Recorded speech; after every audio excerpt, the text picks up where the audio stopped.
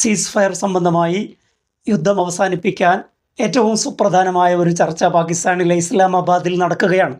America ഈ ചർച്ചയിൽ പങ്കെടുക്കാൻ വേണ്ടി ഇസ്ലാമാബാദിലേക്ക് വരുന്നത് ഒരു ചർച്ചയിൽ പങ്കെടുക്കാൻ വേണ്ടി മാത്രമല്ല, ഇറാൻ്റെ മുമ്പിൽ സമ്പൂർണ്ണമായി കീഴടങ്ങിക്കൊണ്ടാണ്, സറണ്ടർ ചെയ്തുകൊണ്ടാണ്.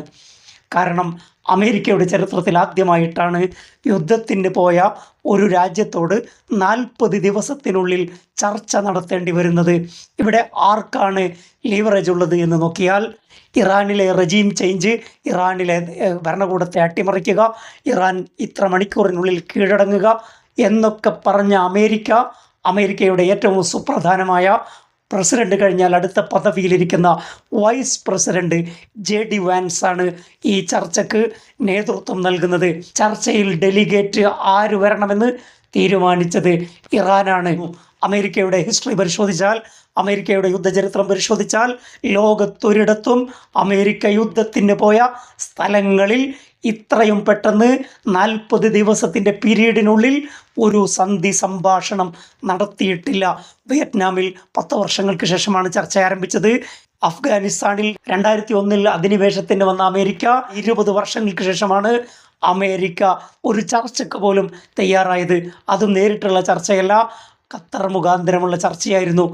ഇവിടെ 40 ദിവസം കഴിയുമ്പോൾ അമേരിക്ക ഇറാനുമായി ഒരു ചർച്ചയ്ക്ക് നിർബന്ധിതമാകുന്നു.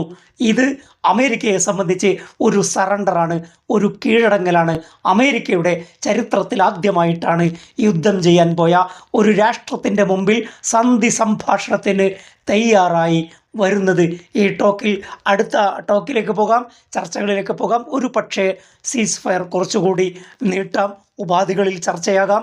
എന്നാൽ ഇറാൻ മുന്നോട്ട് വെക്കുന്ന പ്രധാനപ്പെട്ട ഉപാധി ഒന്ന് അംഗീകരിക്കപ്പെട്ടു.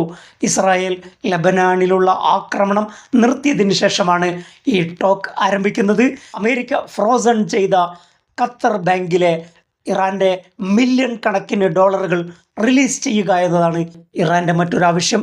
ഈ 2 ആവശ്യങ്ങളാണ് പ്രധാനമായും ഇറാൻ മുമ്പോട്ട് വെക്കുന്നത്. ലോക വ്യാപാര രംഗത്ത് എല്ലാ മേഖലകളിലും പ്രതിസന്ധി സൃഷ്ടിക്കാൻ ഹുർമൂസ് അടച്ചുകൊണ്ടുള്ള ഇറാൻ്റെ ടാക്റ്റിക് വിജയം കാണുന്നതാണ് നാം കണ്ടത്. ഇറാൻ്റെ ഭാഗത്ത് നിന്നും വലിയ ഒരു ഡെലിഗേഷനെയാണ് ഇറാൻ പറഞ്ഞയച്ചിരിക്കുന്നത്. Iran parliament speaker Mohammad Bagher Ghalibaf ഉൾപ്പെടെയുള്ള ആളുകളാണ് ഈ ചർച്ചയ്ക്ക് നേതൃത്വം നൽകുന്നത്. സെക്യൂരിറ്റി കൗൺസിൽ സെക്രട്ടറി ഉണ്ട്, വിദേശകാര്യമന്ത്രി അബ്ബാസ് അറാക്ചി ഉണ്ട്, റിസർവ് ബാങ്ക് ഗവർണറുണ്ട്. ഒരു വലിയ ഡെലിഗേഷനെയാണ് ഇറാൻ പറഞ്ഞയച്ചിരിക്കുന്നത്. അമേരിക്കയെ പോലെയുള്ള ഒരു രാജ്യത്തെ 40ാമത്തെ ദിവസം ഒരു നെഗോഷിയേഷൻ ടേബിളിലേക്ക് കൊണ്ടുവരാൻ ഇറാന് സാധിച്ചത് വലിയ കാര്യമാണ്. ഹുർമുസ് അടക്കുക വഴി മിഡിൽ ഈസ്റ്റിലോ മറ്റ് രാജ്യങ്ങളിലോ മാത്രമല്ല, ലോകമെമ്പാടുമുള്ള ലൈവ്ലിഹുഡിനെ, ജീവിതോപാധികളെ ബാധിക്കുന്ന വിധത്തിലേക്ക് യുദ്ധം വളർന്നപ്പോൾ, ക്രൂഡ് ഓയിലിൻ്റെ വില റോക്കറ്റ് കണക്കിന് കുതിച്ചുയർന്നപ്പോൾ അമേരിക്കയിലെ ജനങ്ങൾ, അമേരിക്കയിലെ നിയമവിദഗ്ധർ, അവിടെയുള്ള കോൺഗ്രസ് മെമ്പർമാർ വളരെ പ്രധാനമായ ഒരു നീക്കം നടത്തുകയുണ്ടായി. 25th അമെൻമെൻറ്റ് പ്രകാരം പ്രസിഡന്റിനെ പിൻവലിക്കാനുള്ള നീക്കങ്ങൾ പോലും അമേരിക്കയിൽ നടന്നു.